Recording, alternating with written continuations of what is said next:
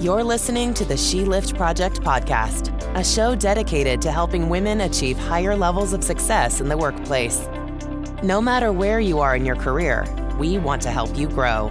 Now here's your host, Cynthia Kirkpatrick, a CPA, CFP, and Senior Financial Advisor at Moneta Group.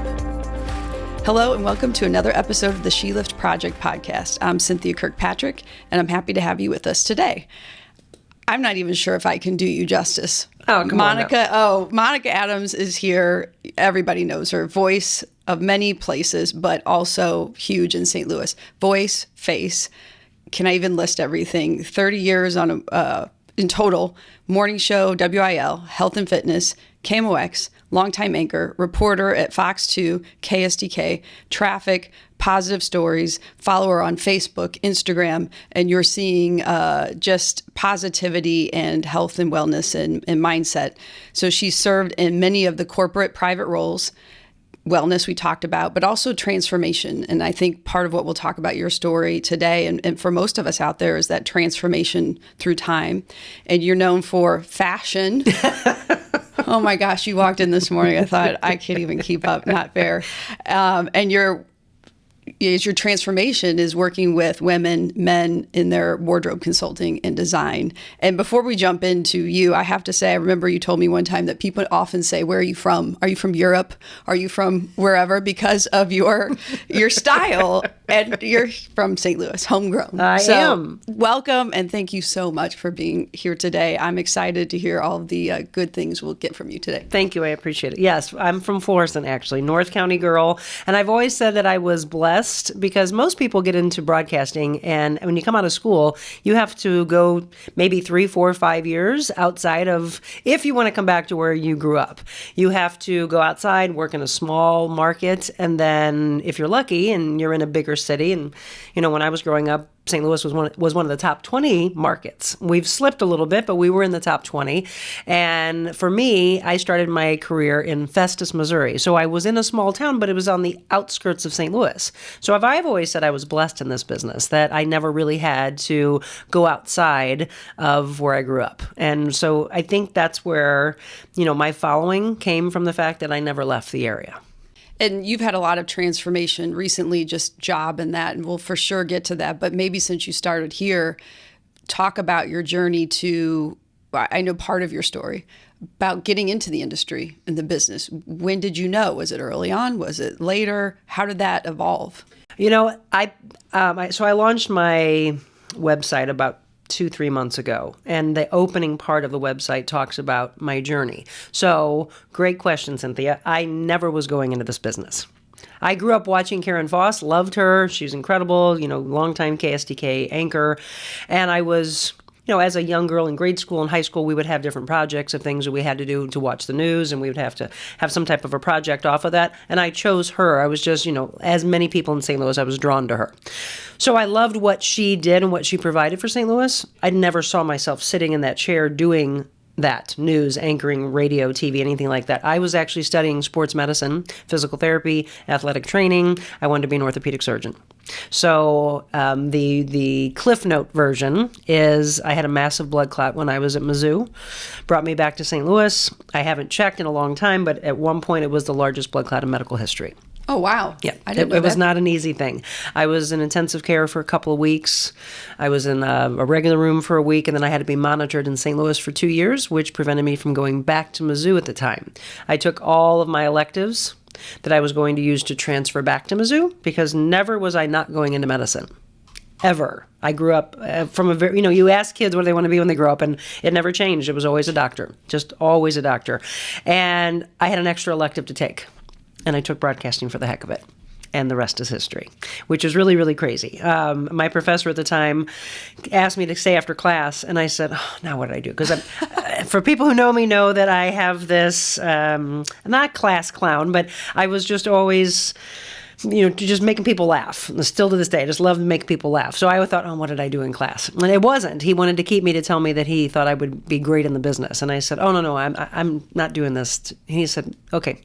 And I could see on his face that he was like, you know, sure, whatever. And I said, no, seriously, I'm just I love your class, but this isn't my career. And he's like, okay, you can go. And I remember walking out going, he thinks I'm kidding. And sure enough, I went into the business, went back, knocked on his door, and he smiled and said, I already know, I've been following you. He said, I told you. And I thought that was really interesting that he saw that in like the very first week of class, he saw that in someone already. I didn't feel like I had the passion back then, but he saw something in me, and I appreciate that. Now, do I still use all of my studies in sports medicine? Yes, as a trainer. I think that's what makes me the trainer that I am, that I have the background in the science and the passion of all of that.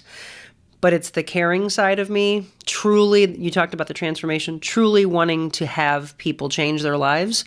That's not just a regular trainer. The trainers that say, give me this many reps and this many rounds, and then you're out in a year, in an hour. That's not who I've ever been.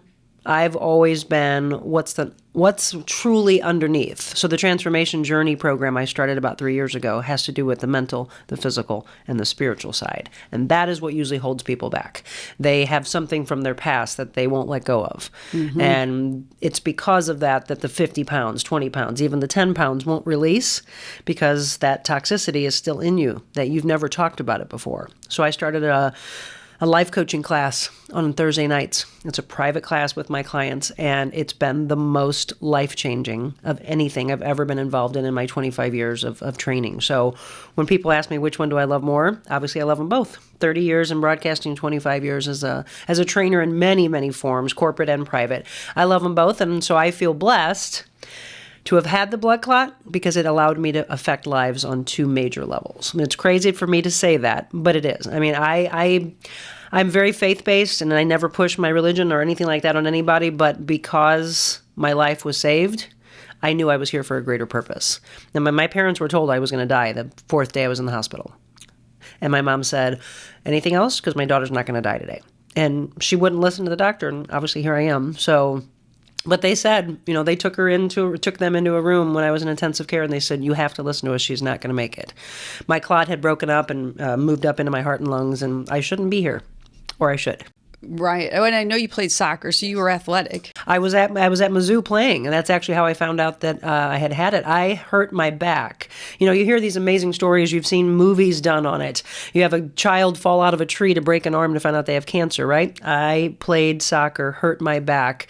My legs swelled up, thought I had a back issue. That I was released from the hospital at Columbia, told that I had a pinched nerve cutting off circulation, which, by the way, is impossible, but that's what they said.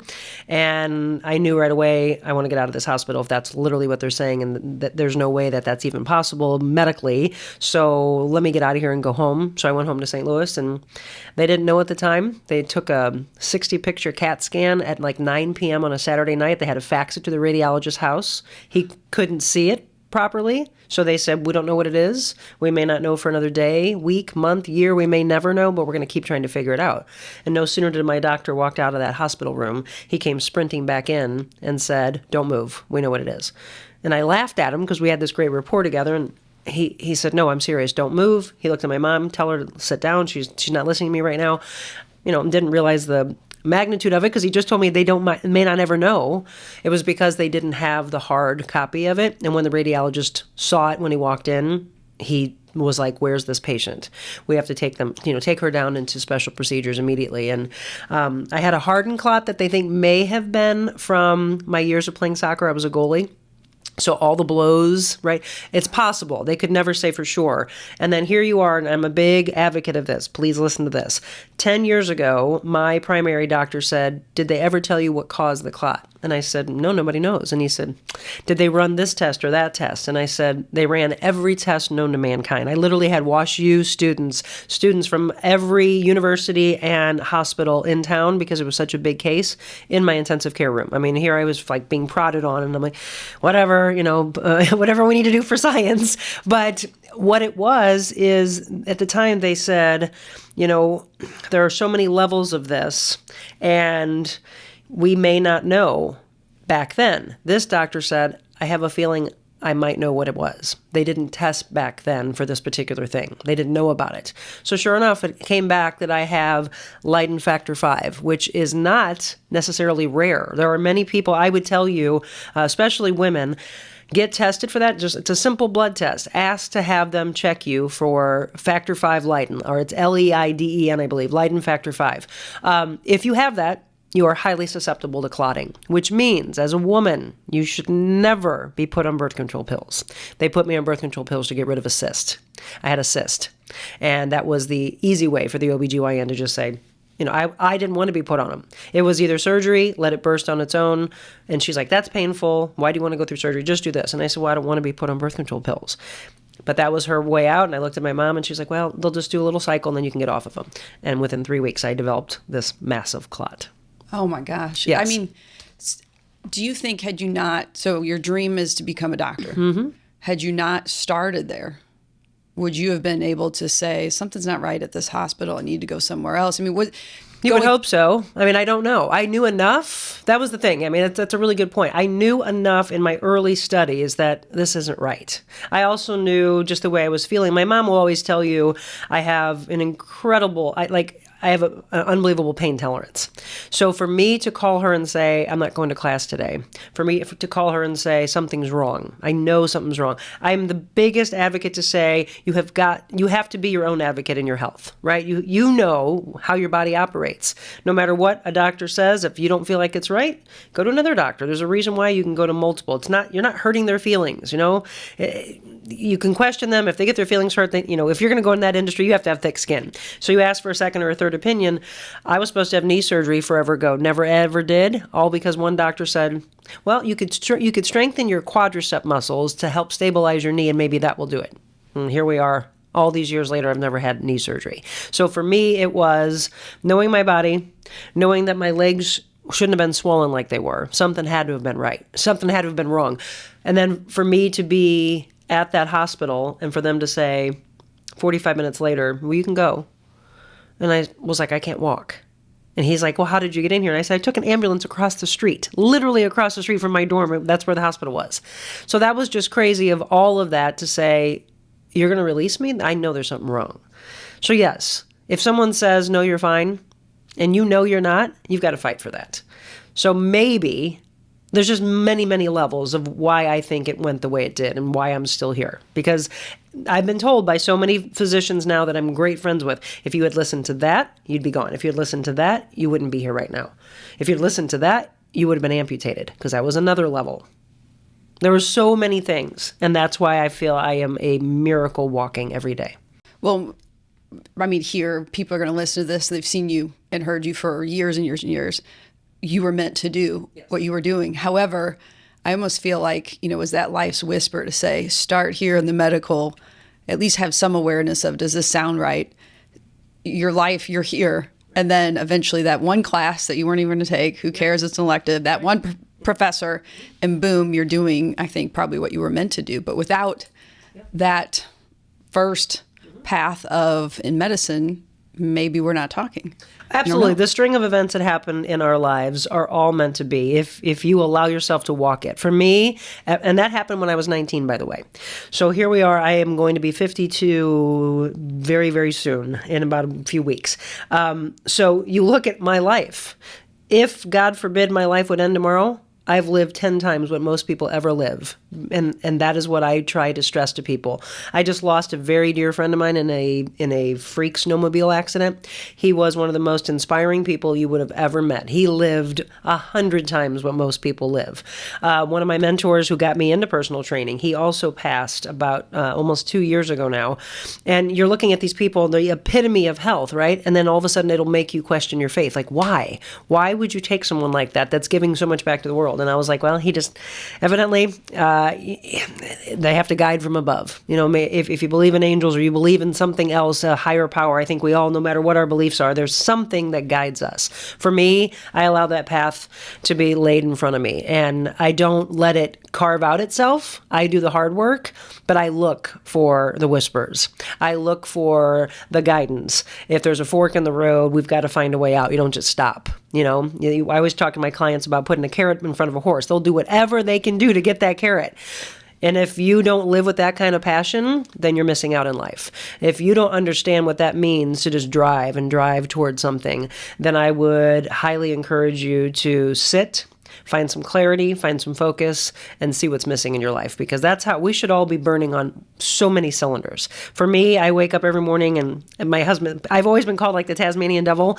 I don't do caffeine. I don't drink coffee. I just bounce off the wall. And he always tells people she's so high on life. But after I just told you this story of my life, how would I not be? Right? I mean, to me, I'm on borrowed time. According to what the doctors felt, I shouldn't be here, or as I say, or I should, because I believe I was kept here to do something bigger. And I think I did that for a long time, but I still don't think I've even scratched the surface. So maybe that's a good point to talk about your recent transition and change. You talk about taking a moment and transforming and sitting with yourself. How did this recent transition from, KSDK, that what you consider that normal on-air personality, right, to what you're doing today, how did that evolve or happen? So, well, first, even because a lot of people are like, why'd you leave Channel 2? I was with Channel 2 for 15 years. But at Channel 2, I was doing traffic, which, by the way, this will surprise a lot of people. It's not something I ever wanted to do. I was a morning show host at WIL for 7 years. I left there in 2005. Excuse me. In 2005, I was contacted by KMOX, and they gave me my health and fitness show, which, if I look at my entire career, probably my favorite thing. I think my greatest strength is hosting, is being a host in whatever realm it is to give back to the world. I loved that show. KMOX is very, very known for sports, so it was being bumped a lot for sports. And it's the kind of show, I always said it was like the Oprah effect. Oprah was appointment viewing, right? My show, a lot of people said, was appointment listening. But when it's being bumped, they don't know where it was going to be. So it finally came to where we're like, you know what? It's not going to work. Don't worry about it. Maybe I'll, fill in here and there. But I was doing KMOX simultaneously with Channel 2. When Channel 2 contacted me in November of 2005, I took the position there because at the time, so it's really funny when we were talking about paths, Channel 5 and Channel 2 had talked to me back in 2005. Channel 5 had freelance entertainment. Channel 2 had traffic. I, of course, was like, entertainment news, that sounds cool, but it was freelance. And I was like, no, I need to get back into full-time work.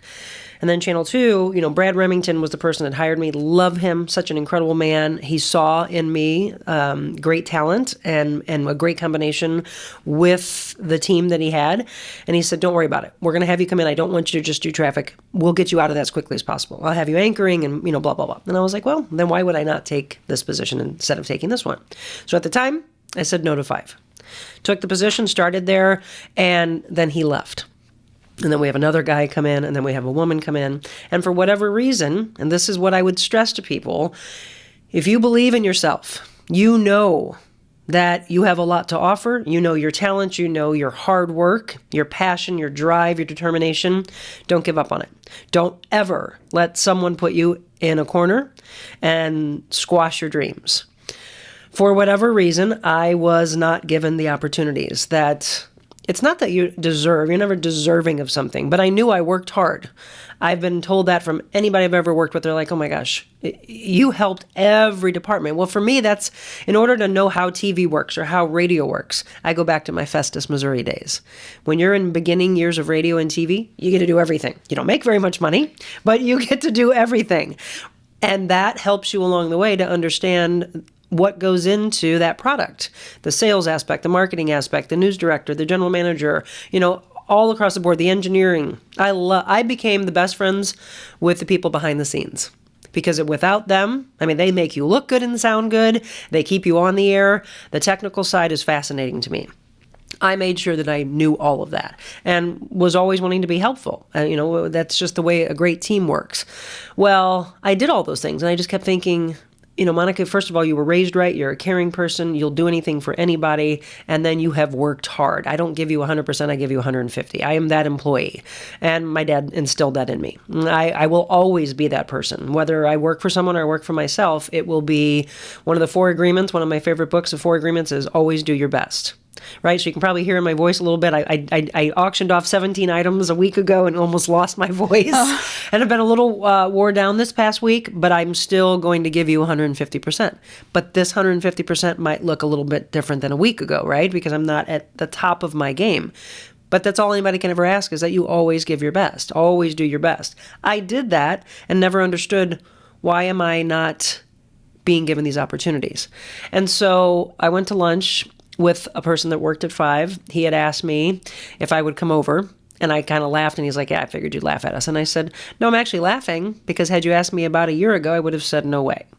And he said, you're considering it? And I said, I'll talk with your news director. And so we talked for about a month and a half or so, and I agreed to come over because she believed in me and said, we never understood watching why you weren't anchoring, why you weren't doing anything else besides traffic. She goes, I will say you kicked our butts in traffic. And I said, well, I appreciate that. And she's like, you're really good at that. And I said, I'll give you my all, but I want to get away from doing traffic. And so I said that 3 years ago. And so I did. If anybody watched, I was anchoring everywhere during the pandemic. There weren't a lot of people that were allowed in the building. So you were very limited on who could work where. So I was filling in everywhere, evenings, holidays, weekends, you name it, mornings. But then a position opened up on the morning show, which a lot of people probably know, when Allie left and went to Florida. A lot of people thought I was going to get that position, and even in-house, and I felt it in my heart just because I had given so much, and it was just a great connection on the team. For whatever reason, it didn't happen. And so we had the 4 of us. It was working, but I could feel the tug in my heart of, this is a good team, but Monica, you want to give more. And so what I was doing was anchoring at 4 a.m., and then I was doing Monica in the Metro on Fridays. I had started Monica's Motivational Moments, which is what I really loved, but that went away. And when that went away, I think I was starting to really dig deep inside my soul of, that was where your wheelhouse was, right? That's what you were giving back to the community. You love health, wellness, positivity. And when that stopped, it's not that I didn't enjoy the Monica in the Metro, the Friday morning things that we would air. I started entertainment news, but that kind of got pushed away because they were believing that people didn't care about entertainment news anymore. I don't know where that mindset came from. I don't know. Do you like entertainment? I do. Okay. Yeah. So there's one you follow person. that because, See? like you said, the negativity, there's so much negativity out there that you can't control and it impacts you. I'd really like to focus on something else. Yeah. I mean, there's all these movies and stuff that would come out, and it was like, showcase what it can be, and a break from the grind of work, go out and watch a movie or stream a movie or whatever. So I enjoyed doing those. I was doing the press junkets. They were all done via Zoom because of the pandemic, but it was great to do. And it was a break from the monotony of the negativity. So I was doing that, but it just finally got to a point, and I was telling you all before we went on, one morning, this opening block was nothing more than a shooting, and then another shooting, and literally it was the same line as we went to the next story, and there was another shooting, and we did 6 in a row, and then all of a sudden it was time to go to a commercial break. And the weather guy looked at me and said, "You okay?" And I said, "Well, that was depressing." Like, that's how we just started people's mornings. And it was like that. And the world hasn't changed. And it's just, there's so much negativity that how do we knock that away? We have to become more positive people. We, in ourselves, have to want to give something different to the world. I think the more positivity, the more we actually try to find a way to get rid of the negative thinking. There are bad people. There are always going to be bad people. But if we have more good, it squashes the bad. Or you have more people over here that are negative and depressed, and they're trying to pull you into the group, and you just keep feeling like, I don't want to be in that. And so walk away. I don't know how many times I've told clients to divorce their friends, and people, they hear the word divorce and they have a aversion to that word. And I said, I mean that. It could be family members, it can be friends, it could be coworkers. It's whatever is not feeding your soul. Why would you walk with that? It's never made sense to me. So I think it's hard, though, when you think someone's your friend and you think, well, how can I walk away? Because they are not serving you. They're not serving the new path that you want to walk on. And maybe you used to be over here, but when you no longer feel like you want to be there, then walk away from it. And then when people say it's not that simple, it can be. It's a choice. Every day we wake up, we have a choice. So I started this transformation journey program, and I started what I call the triangle of life. And every morning, I tell people to write on the top of their journal, and if you don't journal, get a journal today. Put a triangle at the top of the page. So I'm going to have Cynthia do this. Put a triangle at the top of your page. Every single morning, form a habit, and then put 2 lines in the middle of a triangle so that you have 3 spaces, and then you can put an M for mental, an S for spiritual, and then a P for physical. Each day it may look different. You may have P at the top. One day you may have M at the top. You may have S at the top. And what does that mean? If you wake up and feel sluggish, then you're going to probably have to put physical at the top because you're going to have to push to work out or to move and get the body moving. Maybe it doesn't come naturally. Put it at the top. And then put spiritual and physical or wherever they should be. Does that mean that physical has more importance? No. Every single day, they each have a 33 and a third, a 33 and a third, a 33 and a third, and that makes up your 100%. And if you have that every single day, you're balanced. Every morning, though, you may wake up and it may look a little bit different. Maybe the night before you didn't resolve some type of a fight, which is unfortunate because you should always do that. But let's say you didn't. So what's when you wake up? It's your maybe mental or maybe spiritual. So you put that at the top, resolve that, move on then to your physical, get your workout in, and then go feed the soul somehow. But if you do that every single day, watch what happens to your life. You feel much more balanced. You have now worked on every component of what we need to be a balanced human being. And not only are you going to serve yourself better, you're going to serve the world better. So it's a simple thing and I don't care what the triangle looks like. If it's a little baby triangle, a big one, people always ask, what should it look like? I don't care. It's just write that. So what is that doing? It's giving you intention. So you start your day with intention. And then at the end of the day, if everything went wrong, you're here at work and everyone tried to just drive you crazy at work. You had some kind of big argument with your spouse, your partner, whoever it may be. Something went wrong with your siblings. You were in road rage. Just the whole day tried to derail itself. You have to sit with your soul a little bit more right before you go to bed, and you have your gratitude. So I talk about bookending your day. Start it with intention, end it with gratitude. You have to be able to find something in that day that went right. It might be a little bit harder to think about because the negative overwhelms, and for some reason people have so much attention they put on the negativity. But if you can just stop, you would think, you know what? Someone complimented me today and said that blue jacket looked great on me. That was my gratitude. That person made me smile for even a half second. That might be that little that becomes very big. And it's like, yeah, that made me feel good. Okay, then let's focus more on feeling good. So it's that kind of thing. And if you don't journal, then it's trying to remember in your mind. And there's a science, if you look into it, there's a science behind taking it from your brain, grabbing a pen, and putting it on paper, and what that transfer does when we actually put it down. And then we look at it, and we visualize, and we put that plan of action into play. A lot of things you've said, positivity versus negativity, being an advocate for yourself, learning every day, and this piece with the triangle and the gratitude. You had a lot of moments in your life you brought up where had you let them go, you might not be here. You were pigeonholed maybe in certain roles. Do you think all of those play, as you're talking, I'm thinking, wow, all of these seem like they play a role in being more confident, advocating for yourself, and being able to do that by leaning into intention, gratitude, positivity, flexibility. Is that what you're working on with your new? With my new path? It is. And I think the reason I wanted to walk away was I needed to do more of that. So the things that I did on the side that some people might call side hustles, right? I wanted to bring center stage. So while I've always been involved in health and fitness, and it used to be I was a personal trainer, right? I worked with corporations. Then I was a health and wellness director for ESSA and Essence Healthcare. So you're talking about, major working with seniors. I worked at Friendship Village, which I loved, and that just ended a handful of months ago. But you want to talk about really feeling like you make a difference in the lives of seniors when they've given so much to our world. Just the small component of trying to get them to stand, to get them to socialize, how much they looked forward to their 2 times a week to be with their friends and to move, and then to show them they grab a 1 pound weight and now they're 3 pounds, 5 pounds. I had them doing planks and push-ups, Cynthia. So I have clients that are in their 20s and 30s. I can't. You better not ever say that word in front of me. I don't want to hear that word. But it's those things of empowering both men and women.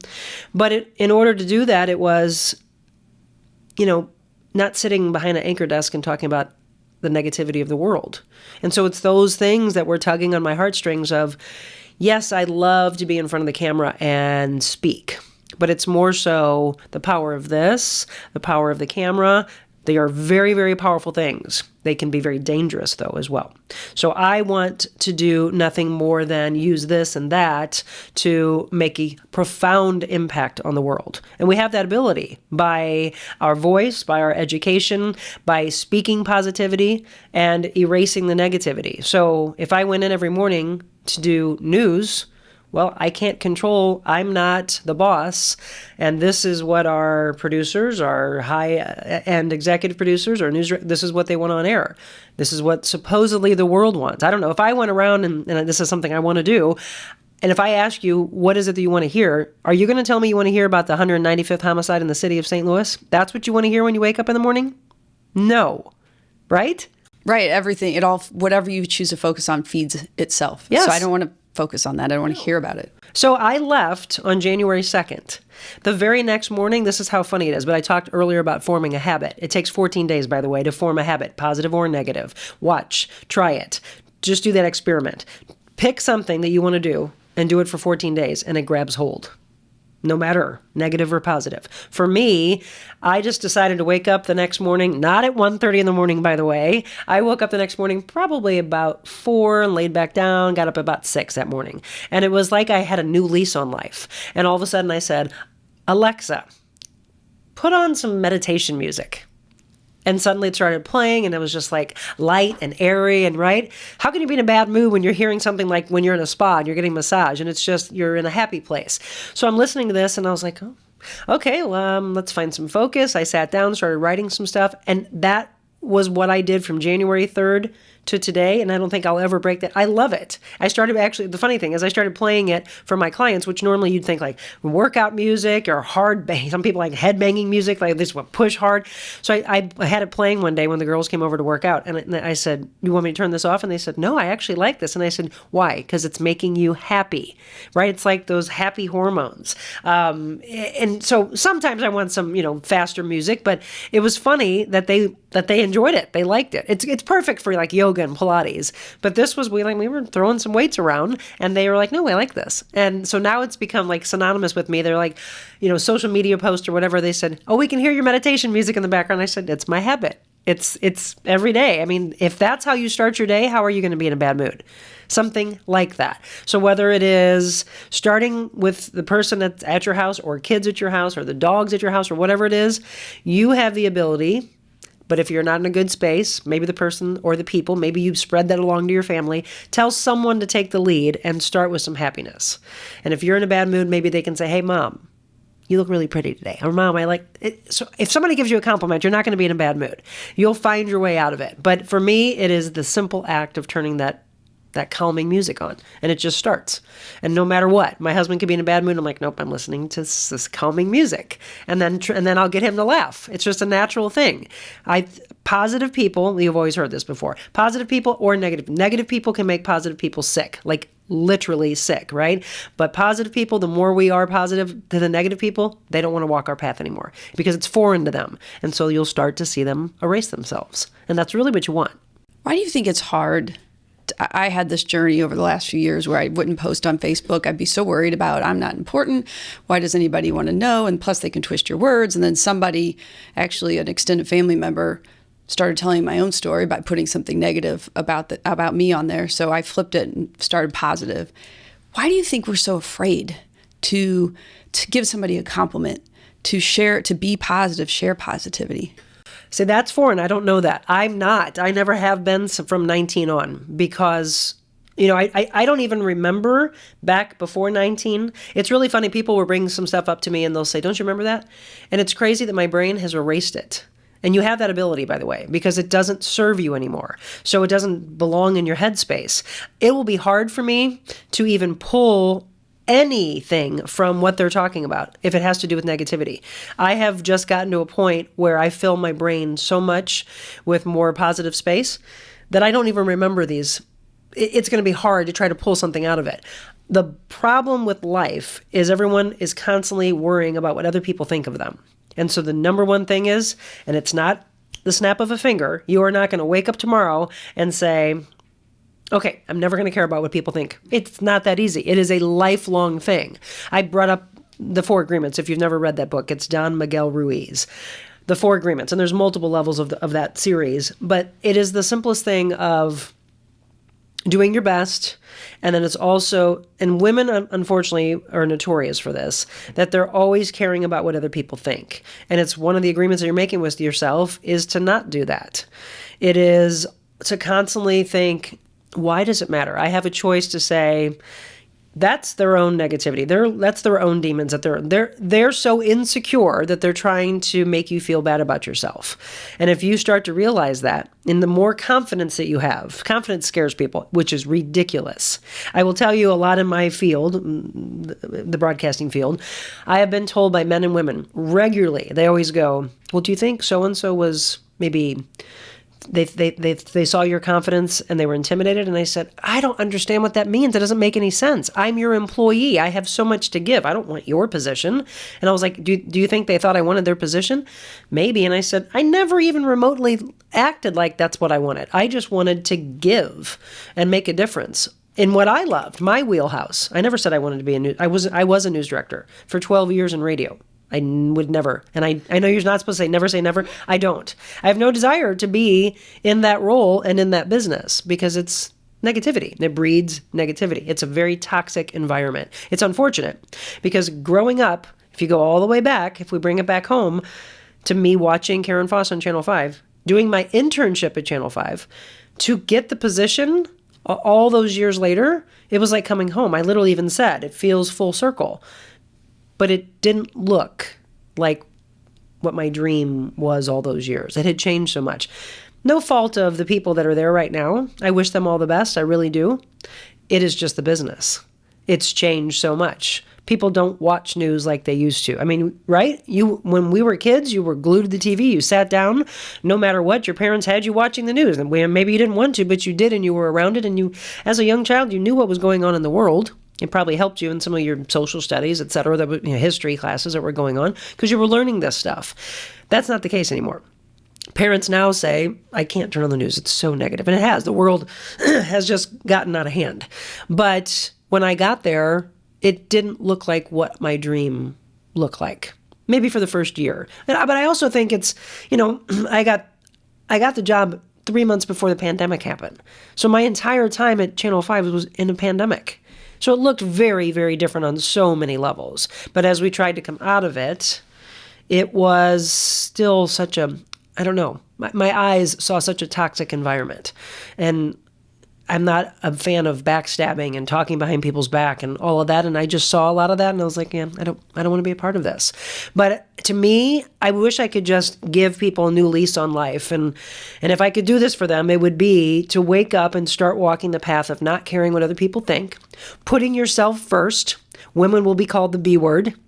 Men will be called arrogant. Nope, it's called confidence. It is you are owning your life. You realize that you're the most important person in the equation because if you're happy, then everybody around you can be because you're giving a better version of yourself to them. If you care about everyone else and not yourself, then you're really not balanced like we talked about before. So on that Thursday night class that I teach, I tell them, start walking the path more about taking care of you. And they're like, yeah, but, and I said, there is no yeah, but. You have to take care of you. Start doing that. Make yourself happy and watch what happens. Stop caring what other people think. Have thicker skin. It doesn't matter words. They're just words. And a lot of times people want to take those back. And at some point you'll say, remember when that happened? If you say the words that I'm getting ready to say, you have to change this mindset. You hurt me. No, they didn't. You allowed them to. If you say, well, when you did this, it hurt me. Okay, but you have to own it. I allowed you to hurt my feelings. I allowed you to alter the way I was thinking. I allowed you to possibly change my entire course. I let you have that kind of power over me. Think about what I just said there. That's a lot of power you give someone. A lot of power we give words, a lot of power we give to a person. And it is not, people say all the time, how's it so easy? Oh, it's not. Every day of my life until I'm no longer here, I will constantly be working on that. We're human beings. We make mistakes. We're not perfect. So will I every once in a while kind of fall off course? Yes, but it doesn't last for very long. I will say something, and my clients have even picked up on it. They're like, wow, you just changed that in a matter of seconds. And I said, that's what you have to do. You literally have to bounce it back. So if it tries to hit you in the face, it might sting initially, and then you go, move on. Well, it's practice, probably just like you as a goalie. Yes. I played soccer, anything, training. Yep. You can't build your muscle one day to the next, and bam, you have these, you're in a contest. Right. So you have to train that. Why do you think seems like it's easy for us to give that control away? Well, I think it's ingrained in you somehow. And, we have to look back at how we were brought up, and it's no fault to a parent because it's how they were brought up. You have to break the generation at some point and then stand out on your own. And it can be scary because you're suddenly breaking the mold, but sometimes we need to. Hopefully you had a great upbringing. I mean, one of the things, this goes deep, one of the things that I'm doing in my in my transformation program, when I left Channel 5 to do this new path, I went more into private life coaching, and I had to. And some of them were with my current clients. I'm now really looking forward to doing this with people I've never met before, because for them, they'll be able to start right away instead of years and years of bad habits. And then we're trying to pull all that. It is whatever's happened to you, let's go. Let's go full force into what has held you back. So if you had a great upbringing, fantastic. If you have never, ever had to be on a path where things went awry, well, wonderful. Good for you. Make sure that you thank those parents if they're still around. If they're not, just speak with them somehow and say thank you, because I'm realizing that I'm blessed. Otherwise, we have all been through things in our lives. But do you allow it to still impact you today and in your future self? If you are, then you need to talk to a counselor, a life coach, somebody that will pull those things and say, it's okay. It's okay to have been affected by it. There's some really deep things that I am discussing with some of these clients. And we're talking about mental and physical abuse, sexual abuse, things that really impacted their lives and changed their course because they allowed the power. It's very, very difficult when you're talking about abuse. Right? Those are the things that we wish never happened to anybody, but they do. And we look at our world. Then it becomes someone to say, do you trust me? I want to help you. I don't want this to affect the rest of your life. And so I've only started that in the last 6 weeks, and it's like watching a caterpillar to a butterfly. The trust that they put in me, knowing that it's between us. I'm not saying these things to anybody else, but they're able to let go. We're laughing, we're crying, we're pulling out some things that they've held on to that they didn't even realize they were holding on to. And in 6 weeks, I have watched transformations happen. I've looked at just their physical side, because if someone's not talking and communicating with them, to whether it's a friend or a family member, they just are seeing the physical side. And they're like, I don't know what's happening to this person, but you're changing. Yes, because you are releasing the weight, the true mental, physical, spiritual weight. And your body is showing it. Your eyes look different. Everything about you. You're probably starting to eat better because you're wanting to take care of yourself. But it's breaking those things when you asked, well, why? A lot of times it's just what we knew. And then all of a sudden, it's a habit. Like I said, well, you think about 14 days. Well, look at all those 14 days as a child, right? Look at all those days of whatever age you are that you are still hanging on to that past. And that's all you knew. What is it? Maya Angelou said, once you know better, do better. Yeah. So it sounds like it's starting to open your eyes, your brain, your mind to new ways of thinking and working on doing better, right, and making it that habit. But don't let one slip up, because you've said how do you do it all the time? You're like, I can't do it all the time, but I've trained myself to recognize it and make that switch right away. It is. You just, and the more you start to walk this way, the more you actually start hearing it. You'll hear yourself. So I did a Thursday night class a week ago, and it all had to do with self-sabotage, self-doubt, and self-motivation. Those are 3 really powerful things. Self-sabotage, and there are so many ways people do that. Self-doubt, that's a regular thing. And I have actually told women, I said, if I could get us to think more like a man. Here's the funny thing. I will ask a group of men the exact same question I'll ask a group of women. And I'll say, men, if this happened to you and some friend of yours just decided to stop calling you, well, whatever. That's literally like, whatever, and they move on. Women is, oh my gosh, what did I do? Did I wear the wrong thing? Did I say the wrong thing? What happened? Do I need to call them? I think I need to call them. I need to call them. I need to keep calling them. Exactly. You're sitting here laughing, but it's true. It's just this concept. I'm going to get them to like me. Nope. You're not their cup of tea anymore. They were in your life for whatever purpose at that point. You've heard the whole reason, season, lifetime. And it is. Maybe they taught you something. Maybe you taught them something. Let it go. Let it be. It was a hard thing for me. I went through it and, clenched my jaw every day. Was like, I don't understand. Like, what happened? And still to this day, I have no idea why that person walked out of my life. But had I not let go, I would not have had my path open to some incredible people who have since walked in. Why? Because I would have been so consumed with trying to make this person like me again, that used to love me. That was one of my dearest friends. And then you realize, why are you trying so hard? Because if you realize what you're starting to understand about that person, realize how much went on behind the scenes. I love this. Somebody posted this one time on Facebook, and it was, God took these people out of your life because they heard things you never heard. And it was so true. They heard the discussions that you never heard. So if that person was acting this particular way or never decided to tell you why they wanted to walk away, imagine what was happening all the days, months, years that you were with them. Were they really your friend? And do you really want to fight when something should be so natural? A relationship should be natural. Sure, you're going to have your ups and downs, but you shouldn't try so hard. I mean, we all think back at dating people and you're like, you tried and tried and tried, make them like you. And then when you finally meet the right one, it's, see how natural it was supposed to be? It should be easy. Friendship should be, your relationships with siblings. If they're not, try to make them better. But it's all those things that build up, that life should not be so toxic and you shouldn't be walking around so tensed up. When you're around people that you think are friends, this is more of an energy thing. See how you feel. Do they relax you? Do they make you laugh? Do you smile? Do you walk away from the time with them and think, oh my gosh, I cannot wait to see them again? Or is it, who are we going out with tonight? Oh gosh, okay. Why in the world would you be around those people?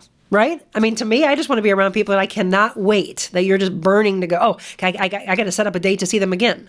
That's who you should be surrounding yourself with. This probably isn't your case because you're always so put together. For me, it's like, do they care if my hair is in a ponytail and I have no makeup on and I have my sweats on? Or do they care what my house looks like when they come over? Well, I used to be that person.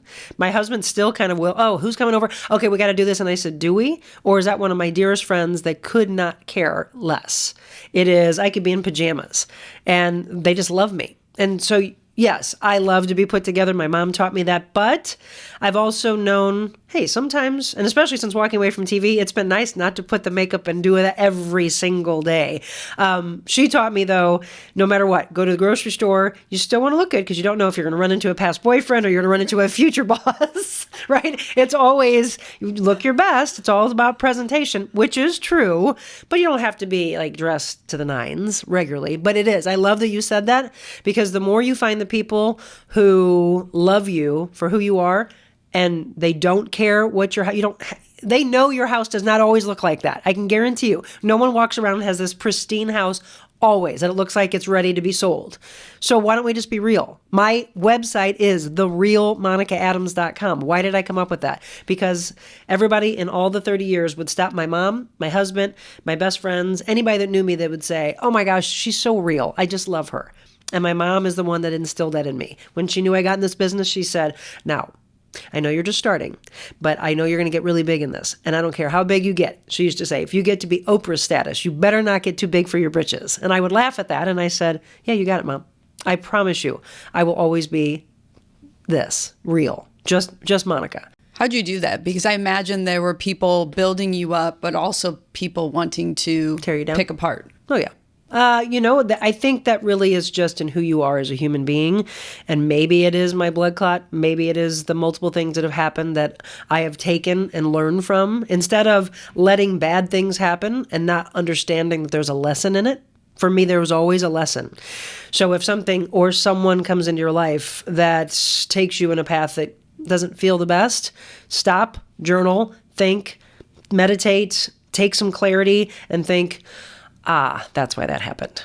And learn from it. For me, it is, again, I don't know when, none of us know when our last second is here on earth. But all I know is I want to fill it, and I want to make the most of it, and I want to give 100 times myself to you. Otherwise, we're not truly living. So for me, when I'm gone, and I know it's kind of morbid to think about, but I will tell clients, think about your eulogy. What will people say about you? Will that room be packed? I hope so. Will people just continuously want to step up to the microphone? Wait, I know you were here to speak, but can I say something? You want people to say incredible things about you. You don't want them to say, oh my gosh, I didn't want to be around them. Oh my gosh, they were always negative. All they ever did is talk about people. That's another one of the agreements, by the way. It is to be, I forget how he actually says it, but it's pretty much on the lines of to be impeccable with your word. That's what it is. So would someone say, gosh, whenever I'm around Cynthia, she's just so positive. She's always complimenting people. She's just so kind and generous with herself. Or is it, gosh, all she ever does is backstab? Well, I don't want that to be said about me. You want people to say, no matter what she said, no matter what she did, she was always very caring, right? She was very kind with her words. So that when people are around, they're going to try, especially when you're in an office space. And that's like a soap opera. There's so much drama that tries to happen. Well, you have the ability to hang around that, or you have the ability to either stand on your own, which is a scary thing. People don't like to be by themselves. I think one of the most powerful things you can do, though, is to sit with someone who truly is close with you and you don't say anything at all. And you're still very happy. And then every once in a while you'll say something. It's the silence that scares people. But when you're with the right people, you're not tense in your body and you're happy. You think about being outside in the beauty of nature and just sitting and enjoying. And then every once in a while you look at each other and go, oh my gosh, look at that. Look at that bird. Look at that rainbow. Look at how beautiful the sky is. Look at those kids and whatever. Every once in a while just saying something. Then you get into a conversation and then there's silence. And then you communicate and then there's silence. It's a beautiful thing. But silence scares people. That's because you're not okay with yourself. And as you were saying earlier, I kind of laughed and you pointed that out, the mind game that you play in your head. Why do they not like me anymore? What did I do? Is it something I wore? Is it something I said? Should I call them? Should I not call them? Should I wait? How long do I wait? I mean, I know I've done that a million times. Sure. You're so tired and drained, but you can't sit in the silence and not overthink it. So you get into that self-doubt and that tornado inside of your head that's exhausting. So if someone doesn't meditate, it's one of the very first things. And I know meditation is not an easy thing. Some people may need to find apps or people that they can follow that is more of a guided meditation. But the most beautiful thing, I just bought this Apple Watch a handful of weeks ago. And one of the very first things it has me do in the morning is reflect for 1 minute, breathe for 1 minute. So the very first 2 minutes before I turn on my meditation music, I'm already in a good place. It has you reflect on something, which is kind of the way I have my clients do their intention, right? So I was like, oh, look, me and Apple. We're hand in hand here. Spend a minute and then breathe. So there's a lot of guided apps that will have you breathe in for 3 seconds, breathe out. I like the hold. So we'll do like 3 or 5 seconds in, hold for a second or two, and then let it out. But do you know what you do on those breath patterns? You inhale what you want more of in your life. You take in positivity.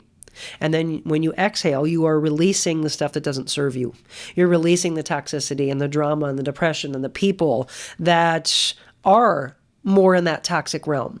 That's really what you're trying to do when you are learning how to breathe properly and when you're meditating. It is taking in more of what we want that serves us and letting go of everything that doesn't serve us well.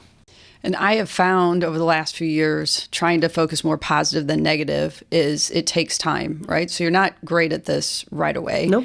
And it is all about the little things like, oh, this is so amazing. I get to drive my kids to school today, or the sun's out, or whatever. And as silly as that might sound, doing that on a daily basis has made it even more or easier to be positive. And by doing more positive, the negative has a harder time coming in. It does. So to start on this step process, is it some of the things you talked about today, the intention at the beginning with the triangle of life, the gratitude and the meditation, are those things that you would recommend that people initiate to start on this path of more better mindset, spiritual and physical well-being? Yeah. So whenever you're listening to this podcast, if it's in the morning, if it's in the afternoon, if it's in the evening, that's fine. Salvage the rest of your day. If you didn't set the intention in the morning, then you have the ability to start it tonight with the gratitude and then make it a habit. So start with these simple tools. We're giving you the tools to a better life. It's all up to you to use the tools and implement them. I have clients all the time that say, oh my gosh, Monica, thank you so much. You helped me lose 10 pounds. I said, well, I helped you, but you did the hard work. I'm not you. I am not, I work with some of these clients maybe twice, maybe 3 times a week. But what happens the other 4, 5 days? What happens? I'm only with you for an hour. What's happening the other 23 hours? Like what is your mindset? How are you feeding the body? Are you hydrating yourself enough? Are you surrounding yourself with the right type of people? There's so much that goes into the game of life. So yes, if you right now are struggling with things and you're hearing Cynthia and I talk about, you don't want to have all this negativity. You want to be a better person. You want to lose weight. You want to eat healthier. You want to have a better mindset. There's so much that goes into it. Don't think you can take it all in and immediately change. Immediately, right? As you said, we didn't put on the 50 pounds overnight. You're not going to lose the 50 pounds tomorrow morning, but you can start on the path that gets you to suddenly, oh my gosh, this is the version of myself I always wanted. So how do you do it? Well, you do these tools. You set your mindset. You find a way to move. If someone says, I want you to work out and you don't like lifting weights, then don't. Do Pilates, do yoga, dance. I don't care what it is. Go rock climbing, go on a bike ride. No one can force you to do something that you don't want to do. So if my clients want to lift, great. But when people work out with me, I'm always doing something different. When I show up at a park and I have no weights, you should hear my clients, they all go, oh gosh.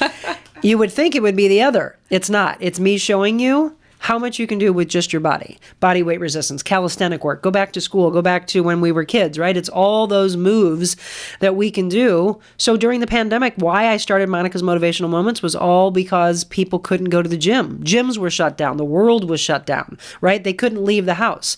And so it was, I've literally had people say, Monica, you saved me during the pandemic. That gives me chills to even think that we came up with a 1 to 1.5 minute segment that saved people, saved their mental health. Nobody was talking about mental health back then. I kind of stumbled upon, or I believe it was gifted to me, that I was blessed to start the Transformation Journey program. All that came from, Cynthia, was me posting a video on Facebook one day. I was 8 months away from turning 50. And I said, you know what? Here I am. And this kind of started the real Monica Adams. I had no makeup on. I had a little sports bra on. I had a hat on. And I went on live and I said, I want to be in the best physical, mental, spiritual shape of my life by the time I turn 50. So here I am. And I backed away from the camera. I'm like, this is me. Showed you from the front, side, back. And I said, come with me on this journey. All I meant was follow me on the journey on social media. I was bombarded with emails. And my husband said, what the heck, did you just open Pandora's box? And I said, I don't know what the heck. I've never had that kind of response before. Well, I didn't realize this was right before the pandemic though. But somehow when I started talking about nobody was talking about mental health. Now we're all talking about it. And I love that we are, because we should. It's not taboo to say you're not okay. It's okay to not be okay. There are a lot of people who have never been okay, but they've never been able to talk about it because people are, don't talk about mental health. Now we all are. But this was 8 months prior to anybody really talking about it, because March of 20 is when is that right? So I'll be 52. Okay, so this was this was like 49. This was right before that I started to talk about that and like, hey, I want to be in this great shape, but across the board, mental, physical, spiritual. And then I have all these emails coming in and I'm like, oh, I just really meant follow me. Oh, you actually want to be a part of a program. So I had to sit and form a program. And then I called it the Transformation Journey. I'm like, well, come along with me. Let's do this. I had 50 people, men and women both, out at DePere Park, right out there by that fountain, all of us working out together. And then I knew it wasn't just working out. We've always worked out. It was the fact that I said something about mental. So I started the life coaching class on Thursdays. Why? Well, because as a really good trainer, you are given a lot of information from your clients because they trust you. And you start to help them with it. And so it was counseling and counseling and counseling for 2 decades. And then it was, well, let's start helping people with this. Let's get educated in life coaching. Let's put that front and center.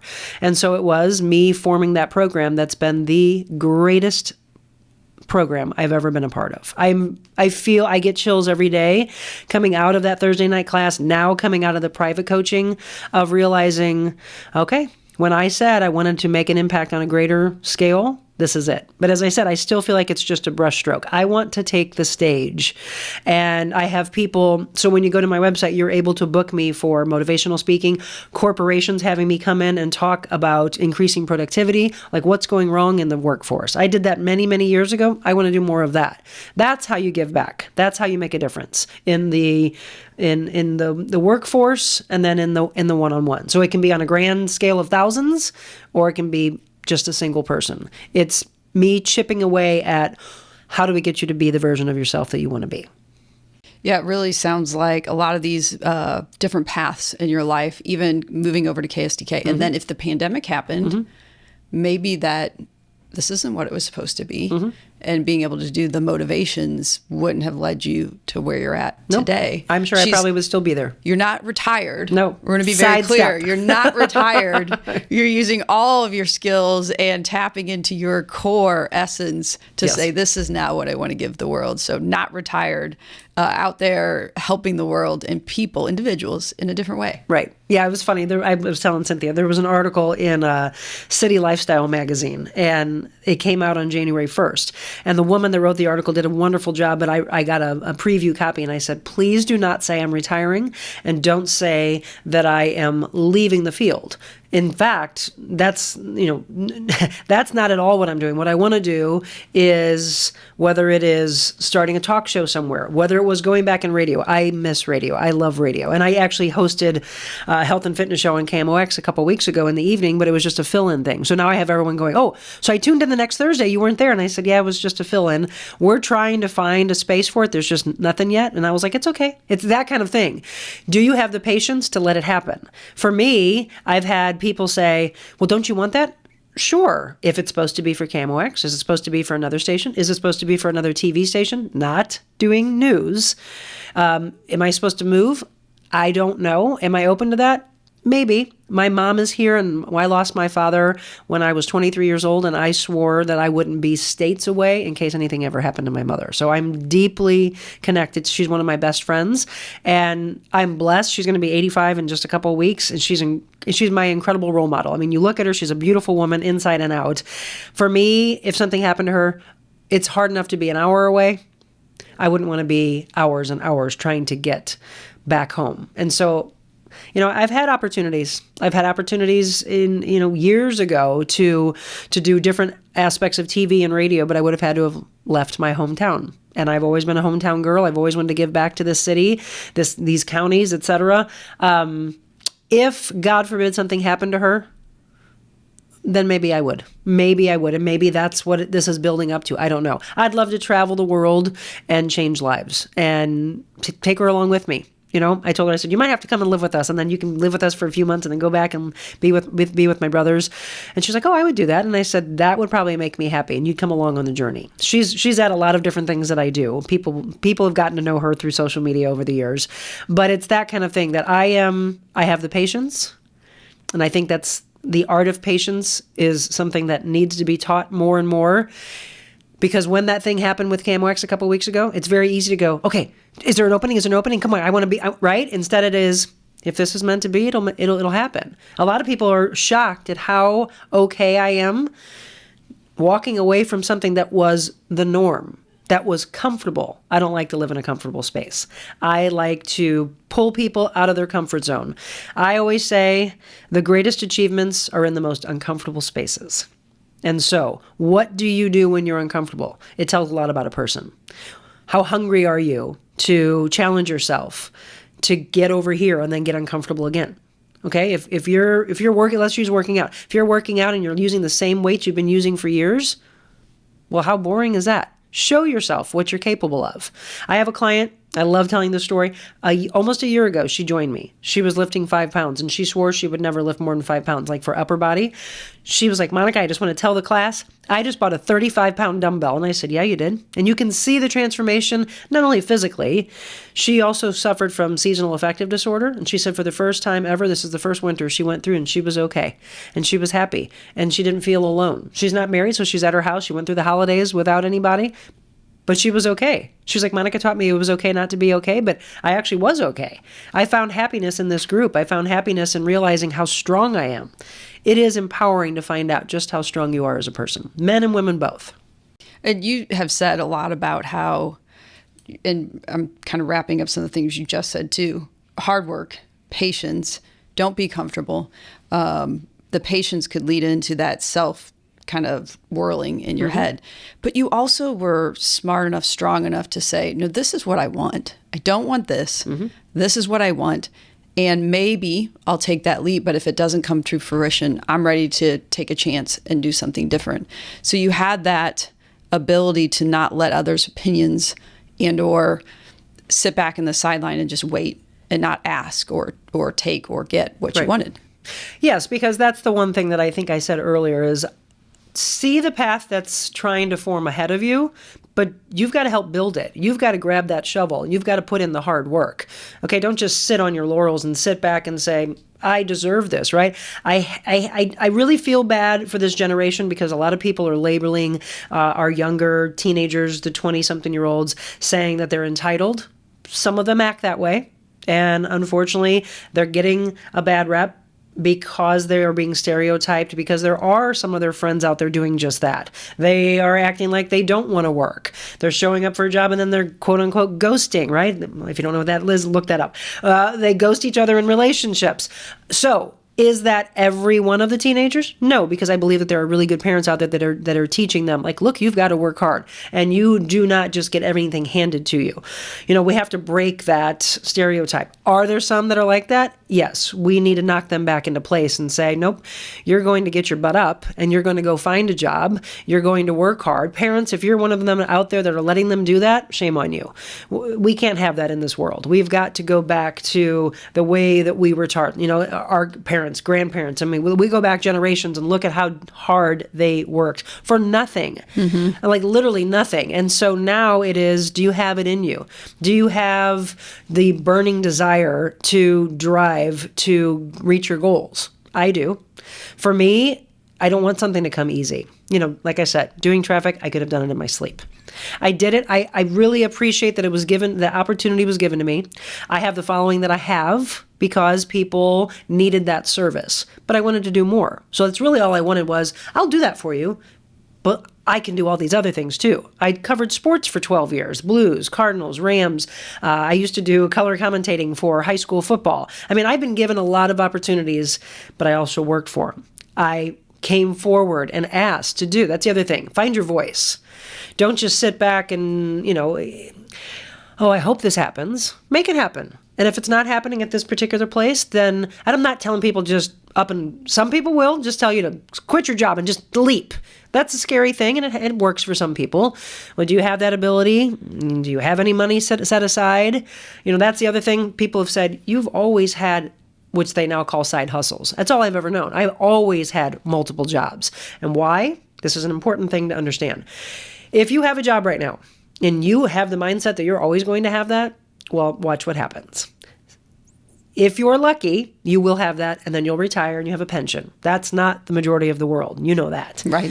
So for most people, it is you go along and then cutbacks happen.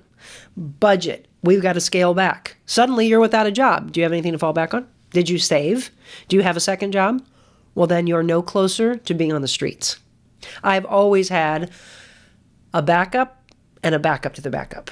You could almost be a financial advisor. I don't want another job, Cynthia. I have so many. So it's always been personal trainer. I started fashion consulting 7-8 years ago.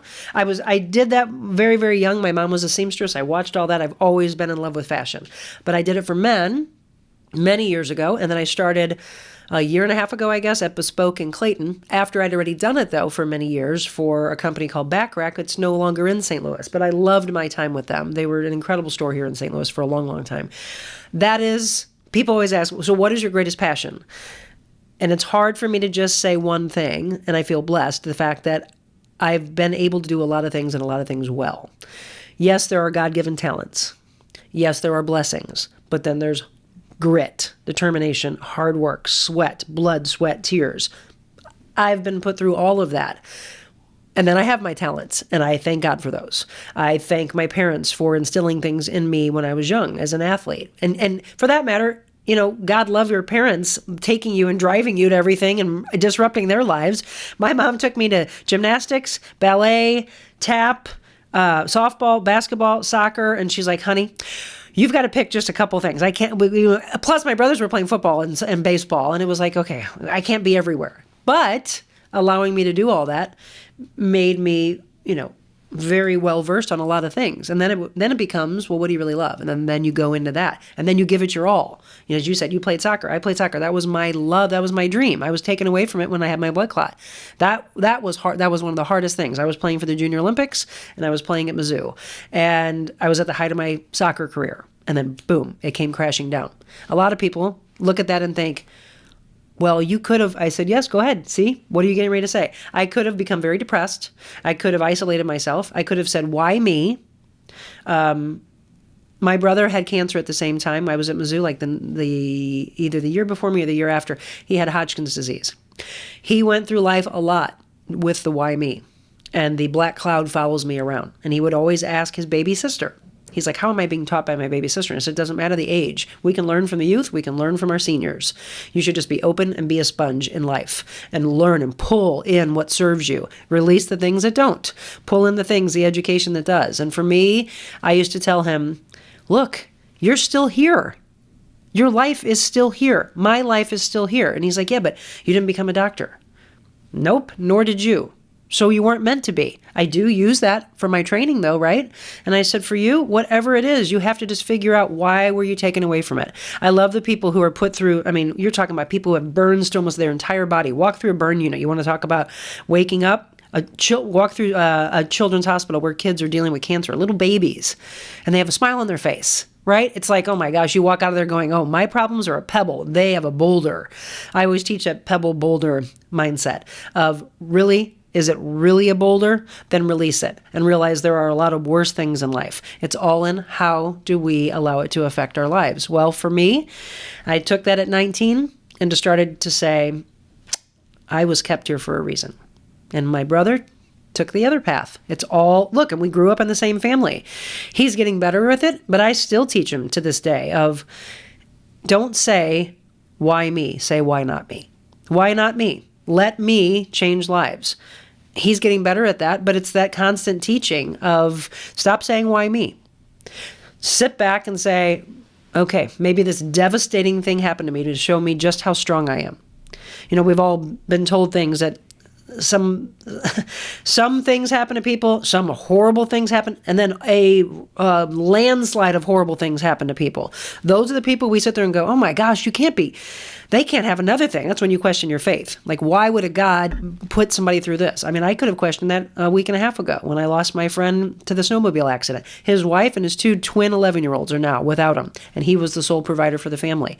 We did a GoFundMe. We're trying to help her out, but it's that thing of, why would you take someone that's so incredible? We don't have that answer. It's almost like you're trying to write the end of the story today without letting it play out and live out. People want to live in the future or they live in the past. I live for right now. I could walk out of here and you would say, what? I just talked to her. We just did a podcast together and something happens, right? I was in a horrible car accident a year ago and I'm lucky to be alive yet again. And I just keep going, okay, I'm like a cat. I don't know how many lives I have left, but I could not have survived that and the people in the car, but we did. And so anything like that happens to me, it, instead of taking me down, you've figured me out by now, it rises me 10 times higher to go, all right, you better live even more. You better give everything to every single day. You know that Tim McGraw song, Live Like You're Dying? It's true. It is. You are not promised 1 second. I've been writing a book, and I want to finish this book, and it has to do with every second of every day. Give it your all. And I don't mean every day, every week, every month. I mean every millimeter of a second. The people that you come in contact with, so I walked into this building, you saw me say hello. See people. Go into a grocery store. Compliment someone. I'm going to give you a chilling story right now. There was a person I used to work with. Nobody saw this particular person, meaning they just allowed that person to go through life. They considered them to be whatever they wanted to call that particular person, whether it was a nerd or it was that person's, ugly.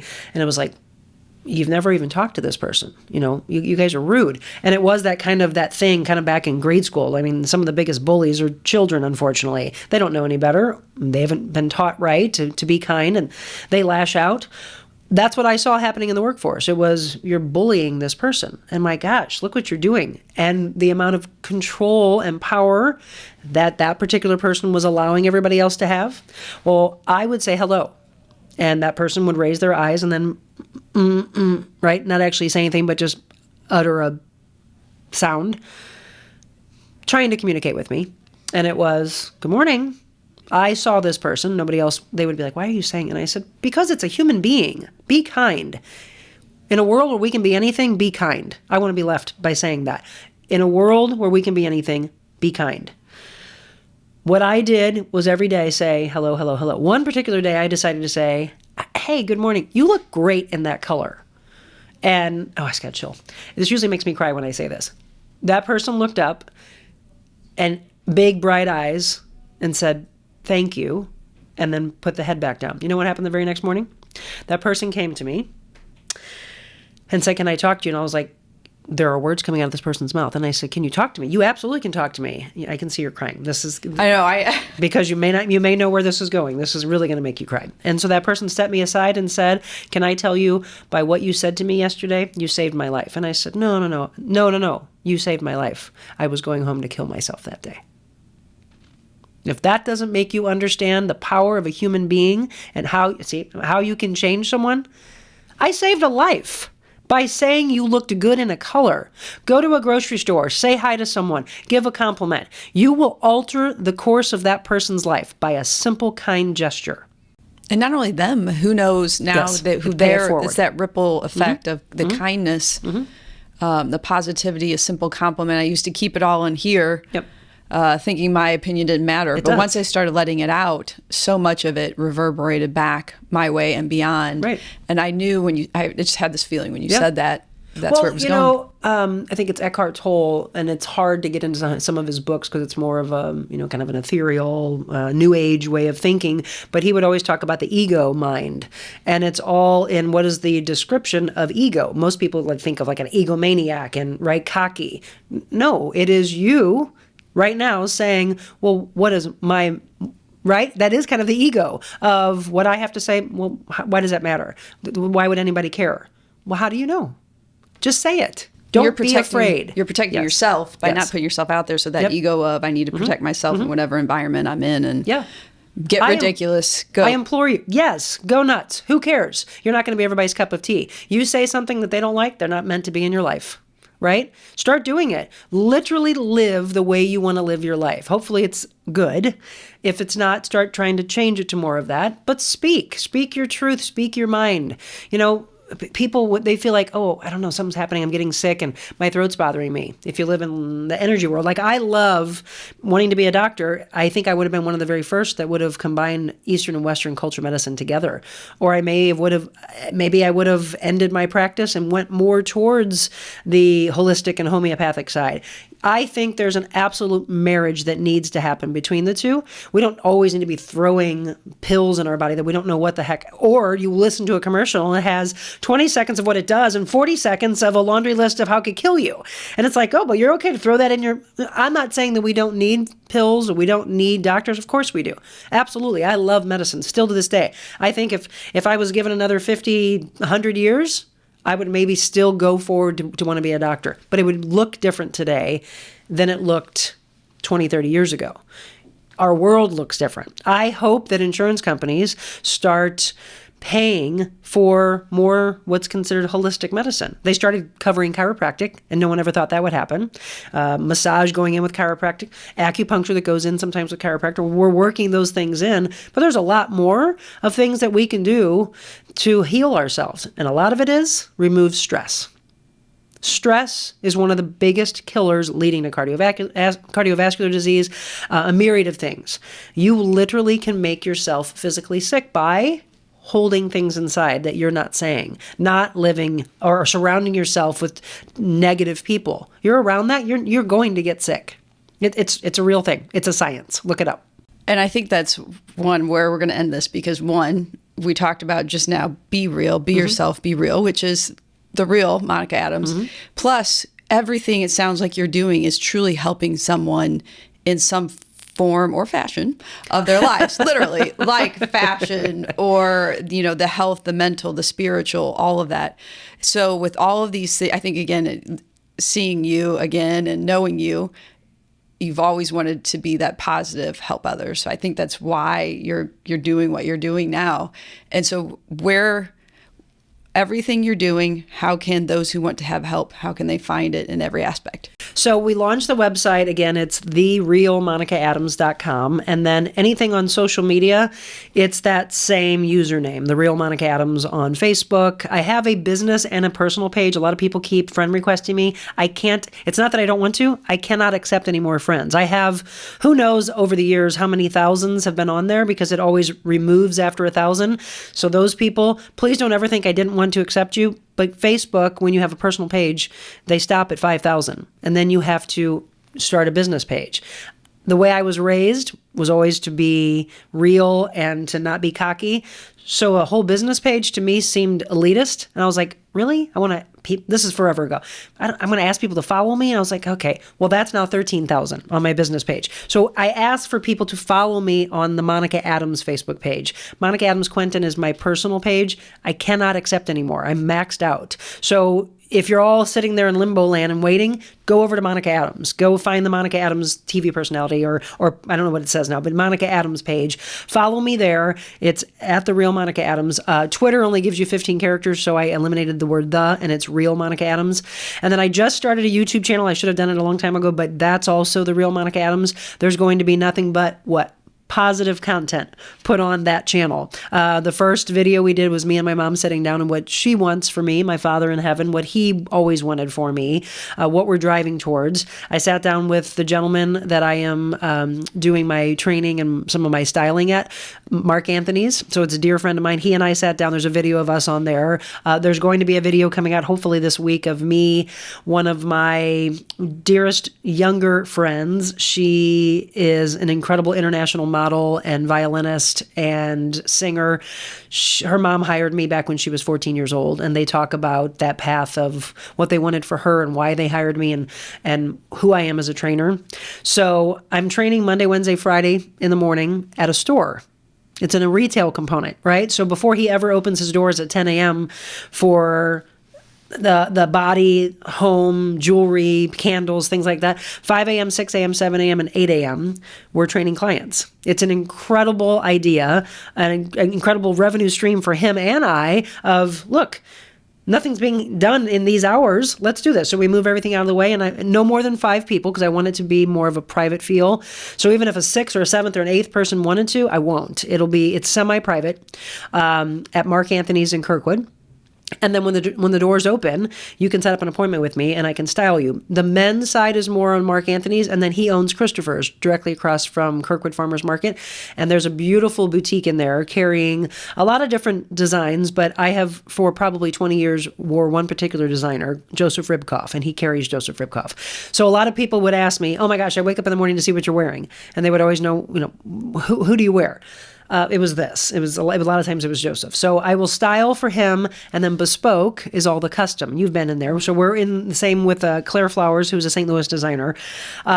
Bespoke is where I do my custom design work, which is truly a playground for me. I mean, it's something that I absolutely love. And that's not just for men, though. We can do men and women's custom. And then there's a page on there, the contact us page, for companies, corporations. You want to have me come in for whatever it is that we've talked about today. If it's come in and I had a boss actually at Channel 5 that said, you know what I think you really need to be doing? You need to consult. You should consult and you should do executive consulting. So you could come in and help us from an executive level that runs the gamut of how we are as employees, but also the way we're dressing and how we're presenting ourselves.